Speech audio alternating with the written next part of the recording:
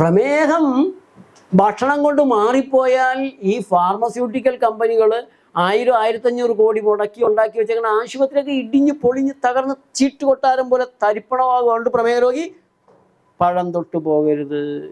അത് ശാസ്ത്രീയമാണ്, ശാസ്ത്രീയമായ ഉപദേശമാണ്. പഴം തൊട്ട് പോകരുത്. നമ്മളിവിടെ പ്രകൃതി ചികിത്സ ചെയ്യണം. പഴം കൊടുക്കും, ഷുഗറൊക്കെ നോർമലാകും, പ്രമേഹം മാറും. ആ വിവേകത്തിൽ വരൂ. നിങ്ങളുടെ ശരീരത്തിന് യോജിച്ച, ശരീരത്തിന് ദഹിപ്പിക്കാൻ കഴിയുന്ന, ആരോഗ്യം തരാൻ കഴിയുന്ന ഭക്ഷണപാനീയങ്ങളിലേക്ക് വരിക. നാട്ടുകാർ പലതുമൊക്കെ കഴിക്കണുണ്ടാവും. അത് കണ്ടിട്ട് നിങ്ങളും കയറി അത് കഴിക്കാൻ തുടങ്ങിക്കഴിഞ്ഞാൽ, അത് കഴിച്ചില്ല എങ്കിൽ എനിക്ക് ആരോഗ്യം വേണമെങ്കിൽ ആ ചിന്തകളിൽ നിന്നും മാറുക. ആഹാരത്തിനനുസരിച്ച് ആരോഗ്യം മാറും. ആഹാരം ഇപ്പോൾ ക്ലെൻസിങ് ഫുഡുണ്ട്, ഹീലിംഗ് ഫുഡുണ്ട്, എനർജൈസിങ് ഫുഡുണ്ട്, പൊള്യൂട്ടിങ് ഫുഡും ഉണ്ട്. ഇപ്പോൾ വറുത്ത് മൊരിച്ചത് ഒരു ഏത്തപ്പഴം നമ്മൾ കഴിക്കുമ്പോൾ അത് ക്ലെൻസിങ് ആണ്, ഹീലിംഗ് ആണ്, എനർജൈസിങ് ആണ്. 3 തലങ്ങളുണ്ട്. ഏത്തപ്പഴം നമ്മൾ പുഴുങ്ങി കഴിക്കുമ്പോൾ ക്ലെൻസിങ് ഇല്ല, ഹീലിങ്ങും ഇല്ല, എനർജൈസിങ് മാത്രമായി. അത് അരിഞ്ഞ് എണ്ണയിലിട്ട് വറുത്ത് ചിപ്സാക്കി നല്ല രുചിക്ക് കഴിക്കുമ്പോഴോ പൊള്യൂട്ടിങ് ഫുഡായി.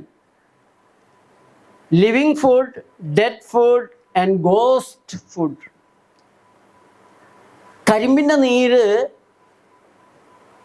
ജീവനുള്ള ഭക്ഷണമാണ്, ഉന്മേഷം തരും, ജീവാംശം അതിലുണ്ട്. ആരെങ്കിലും വിശ്വസിക്കൂ? ഇതുപോലുള്ള അത്ഭുതമൊന്നുമില്ല.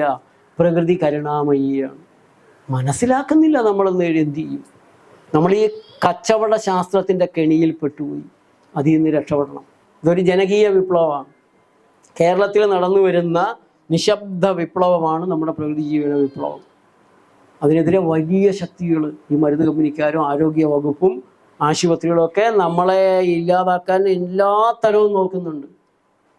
ദ്രോഹിക്കാവുന്നതിൻ്റെ അപ്പുറത്തെ ദ്രോഹം അവർ ചെയ്യുന്നുണ്ട്. നമുക്കതൊന്നൊരു വിഷയമല്ല. നമ്മൾ മുന്നോട്ട് തന്നെ പോകും. എന്താണ് വാക്സിനിലുള്ളത്? അത് പഠിച്ചാൽ ഒരാളും വാക്സിൻ സപ്പോർട്ട് ചെയ്യില്ല. അണുക്കൾ വരാതിരിക്കാൻ ആദ്യമേ തന്നെ കൊടുക്കുന്നതാണ് വാക്സിൻ.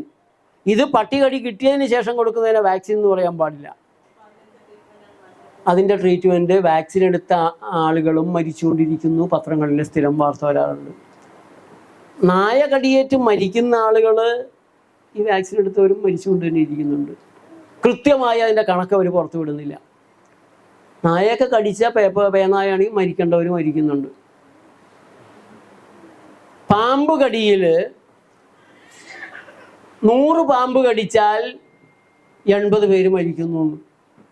20 പാമ്പേ വിഷമുള്ള പാമ്പുള്ളൂ. 20 കടിയേ വിഷമുള്ള കടി വരുന്നുള്ളൂ. ബാക്കിയുള്ളവരെങ്ങനെ മരിക്കുന്നു? പേടിച്ച് മരിക്കുന്നതാണ്. കൊറോണയിൽ ആളെങ്ങനെയാണ് മരിച്ചത്? കുറേ പേടിച്ചാണ് മരിച്ചത്. കുറേ മരുന്ന് കൊന്നതാണ്. കൊറോണ ആരെയും കൊന്നിട്ടില്ല. കൊറോണ കൊണ്ട് 30,000 പേരുടെ മരണം ആ കൊല്ലം 2019-20 കേരളത്തിൽ കുറയുകയാണ് ചെയ്തത്. പ്രളയം വന്ന് ചെങ്ങന്നൂരിലുള്ള ആളുകൾ ഒരാഴ്ച വരെ ടെറസിൻ്റെ മുകളിൽ കയറി നിന്നപ്പോൾ മുടങ്ങാതെ കഴിച്ചുകൊണ്ടിരിക്കുന്ന കാരണന്മാരുടെ മരുന്നെല്ലാം ഒഴുകിപ്പോയി. ഒരാഴ്ച മരുന്നുണ്ടായില്ല. ആരെങ്കിലും ചത്തോ? ആരും മരിച്ചില്ല. പെട്ടെന്നുണ്ടാകുന്ന അപകടങ്ങളിൽ, പെട്ടെന്നുണ്ടാകുന്ന അസ്വസ്ഥതകളിൽ മരുന്നുകൾ ഉപയോഗിക്കുന്നതിലൂടെയാണ് പലരും ആന്തരാവയവങ്ങളെ തകർത്തെടുക്കുന്നത്. അതുകൊണ്ട് തന്നെ പ്രകൃതി പ്രഥമ ചികിത്സകൾ എന്നുള്ള എൻ്റെ ഈ പുസ്തകം നിങ്ങൾക്ക് ഏറ്റവും കൂടുതൽ ഉപകാരപ്പെടുമെന്നുള്ള കാര്യം എനിക്കുറപ്പാണ്. തീപ്പൊള്ളലിന്റെ പ്രകൃതി ചികിത്സ. തീ പൊള്ളിയാൽ അതിൻ്റെ പാടുപോലും ഉണ്ടാവാത്ത രീതിയിൽ, കുമളയ്ക്കാത്ത രീതിയിൽ, പൊള്ളി എന്ന് പറഞ്ഞാൽ ആരും വിശ്വസിക്കാത്ത രീതിയിൽ അത്രയേറെ ലളിതമാണ്. അതുപോലെയുള്ള ലളിതമായ രീതികളാണ് 23 തരത്തിലുള്ള പ്രയാസങ്ങൾക്ക് ഈ പുസ്തകം നിങ്ങൾക്ക് നൽകുന്നത്. പുസ്തകം തപാലിൽ നിങ്ങൾക്ക് വരുത്താം, ഓൺലൈനിൽ വരുത്താം. 9496044503 അതിലേക്ക് ഒരു വാട്സപ്പ് മെസ്സേജ് നിങ്ങളുടെ അഡ്രസ് സഹിതം ഒന്ന് അയച്ചാൽ എൻ്റെ 14 പുസ്തകങ്ങൾ നിങ്ങൾക്ക് അതിലൂടെ വരുത്താൻ സാധിക്കും. ഇന്ന് തന്നെ ഈ പുസ്തകത്തിന് ഓർഡർ നൽകണം. 250 രൂപയാണ് ഈ പുസ്തകത്തിൻ്റെ വില. മുടങ്ങാതെ കഴിച്ചുകൊണ്ടിരിക്കുന്ന കാരണന്മാരുടെ മരുന്നെല്ലാം ഒഴുകിപ്പോയി. ഒരാഴ്ച മരുന്നുണ്ടായില്ല. ആരെങ്കിലും ചത്തോ? ആരും മരിച്ചില്ല. ഡോക്ടർമാർ എവിടെയെല്ലാം സമരം ചെയ്തിട്ടുണ്ടോ അവിടെയെല്ലാം രോഗികളുടെ മരണം കുറഞ്ഞിട്ടുണ്ട്. നിങ്ങൾ നെറ്റിൽ നോക്കിയേ, doctors strike in Israel beneficial for the patients ഒന്ന് അടിച്ചു നോക്കിയൊന്നു. നിങ്ങൾ ഞെട്ടും. 37% വരെ മരണം കുറഞ്ഞു. അത് ആദ്യത്തെ 5 ദിവസം ഒരു മാറ്റം ഉണ്ടായില്ല. 5 ദിവസം കഴിഞ്ഞപ്പോൾ മരണനിരക്ക് പതുക്കെ പതുക്കെ കുറയാൻ തുടങ്ങി. 15ാമത്തെ ദിവസമായപ്പോൾ 37% കുറഞ്ഞു നിന്നു. പിന്നെ 37 ദിവസം കഴിഞ്ഞ് അവർ ജോലിക്ക് ജനസേവനത്തിന് കയറിയപ്പോൾ ആദ്യത്തെ 5 ദിവസം കൂടിയില്ല, കുറഞ്ഞുമില്ല, അങ്ങനെ തന്നെ നിന്നു. 5 ദിവസം കഴിഞ്ഞപ്പോൾ പതുക്കെ കൂടാൻ തുടങ്ങി. 15 ദിവസം കൊണ്ട് പഴയ നില പുനഃസ്ഥാപിച്ചെടുത്തു. അമേരിക്കയിലെ ഡോക്ടർമാർ 33 ദിവസം സമരം ചെയ്തപ്പോൾ ഇതേ പാറ്റേണിലാണ് മരണനിരക്ക് കുറഞ്ഞത്. ഡോക്ടർ റോബർട്ട് മെൻഡൽസൺ, ഞാൻ രോഗികളുടെ രക്ഷകനായിട്ടുള്ള ഡോക്ടറല്ല, കൊലപാതകിയാണെന്ന് പറഞ്ഞുകൊണ്ട് ഒരു പുസ്തകം എഴുതി, confessions of A medical heretic, ഒരു വൈദ്യനിന്ദകന്റെ കുമ്പസാരം. ആമസോണിൽ പുസ്തകം കിട്ടും. കണക്കുകൾ വെച്ചുകൊണ്ട് എന്തുകൊണ്ട് ഞാൻ അലോപ്പതി ചികിത്സ ഉപേക്ഷിച്ചു. ദൂരദർശനിലൊരു അമ്പാടി ഡോക്ടറാണ്, വിട്ടു. കൂടെയുള്ള ആളോട് ഞാൻ ചോദിച്ചു എന്താണ് ഇങ്ങനെ വിട്ടതെന്ന് ചോദിച്ചപ്പോൾ പറഞ്ഞു, മെഡിക്കൽ റെപ്രസെൻറ്റേറ്റീവ്സ് പറയുന്ന രീതിയിൽ മരുന്നുകൾ എഴുതിയില്ലെങ്കിൽ അവർ കരിയർ നശിപ്പിച്ചു കളയും. അത് മടുത്തിട്ട് നിർത്തിയതാണ്. തിരുവനന്തപുരത്ത് നിന്ന് തന്നെ ഒരു ചെറുപ്പക്കാരൻ എറണാകുളത്ത് കെട്ടിപ്പിടിക്കുന്ന ഒരു ആശുപത്രി ഉണ്ട്, അതിൽ ജോയിൻ ചെയ്തു. ഒരാഴ്ച കഴിഞ്ഞപ്പോൾ MBA പിള്ളേർ വിളിച്ചു, ആശുപത്രി മാനേജ് ചെയ്യുന്ന പിള്ളേർ, ഡോക്ടർ കുറച്ചുകൂടി ഒന്ന് ഇമ്പ്രൂവ് ചെയ്യണം. അവർക്ക് മനസ്സിലായില്ല. അല്ല, അത് ഡോക്ടർ ലാബ് ടെസ്റ്റൊക്കെ എഴുതുന്നത്, സ്കാനിങ് ഒക്കെ എഴുതുന്നത് കുറവാണ്, കുറച്ചുകൂടി ഒന്ന് ഇമ്പ്രൂവ് ചെയ്യണം. ഒരാഴ്ച കഴിഞ്ഞിട്ടും ഡോക്ടർക്ക് ഒരു ഇമ്പ്രൂവ്മെൻറ്റും ഇല്ല. പിള്ളേർ വിളിപ്പിച്ചു, ഡോക്ടർക്ക് ഒരു ഇമ്പ്രൂവ്മെൻറ്റ് ഒട്ടുമില്ലല്ലോ.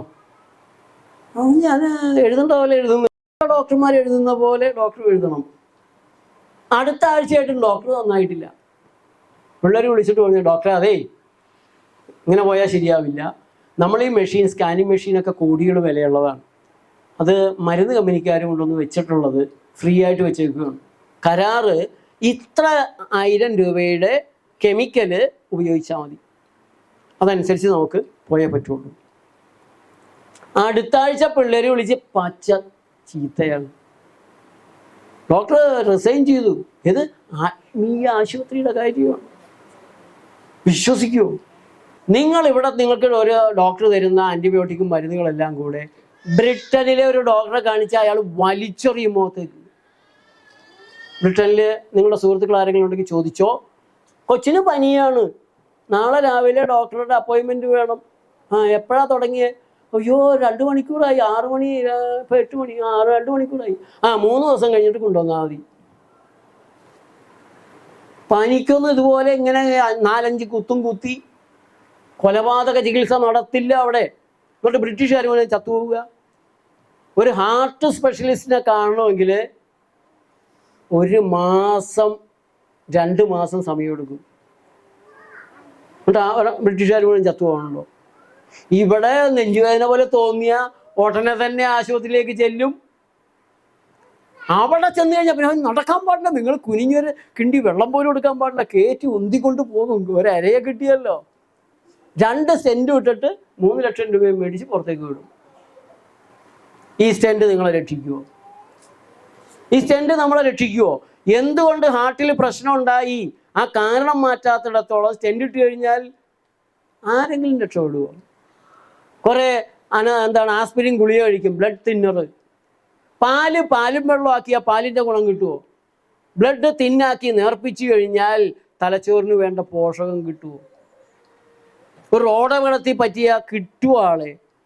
ആസ്പിരിൻ കഴിക്കുന്ന ഒരാളുടെ ബ്ലഡ് മുഴുവൻ പാർന്ന് ആശുപത്രിയിൽ എത്തുമ്പോൾ ചത്തുപോകില്ലേ? ഇങ്ങനെയുള്ള മണ്ടത്തരങ്ങൾ ചെയ്യാവോ?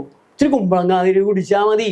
അവിടെ ആശുപത്രിയിൽ ശാസ്ത്രീയമായി ഡോക്ടർമാർ ചെയ്യുന്നു എന്ന് പറഞ്ഞ കാര്യങ്ങൾ ഇവിടെ ഞങ്ങൾ നിസ്സാരമായിട്ട്, പണച്ചെലവില്ലാണ്ട്, സൈഡ് എഫക്റ്റ് ഇല്ലാണ്ട് അവിടെ ചെയ്യുന്ന പണിയൊക്കെ ഇവിടെ ചെയ്യും.